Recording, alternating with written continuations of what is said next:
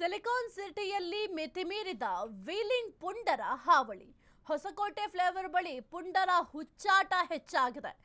15ಕ್ಕೂ ಹೆಚ್ಚು ಬೈಕ್ನಲ್ಲಿದ್ದವರಿಂದ ಈ ಒಂದು ವೀಲಿಂಗ್ ಕೃತ್ಯವನ್ನ ಎಸಗಲಾಗಿದೆ.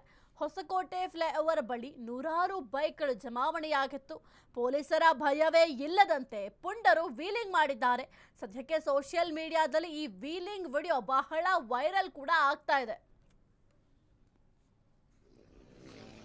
क्या मजा आ रहा है सावन का रात, क्या मजा आ रहा है सावन का रात। यार पुलिस आज किधर चुप गया, देखो बेंगलुरु में क्या चल रहा है। दोनों रोडी लोग ये मारेगा, पुलिस आया तो नहीं चलेगा, इतना आदमी है भाई, बाहर आदमी। ये हॉस्कोटा फ्लाईओवर है, चेक करो भाई, भाई चक्कर आ रहा है, क्या मजा आ रहा है सावन का। मारो ये मारेगा।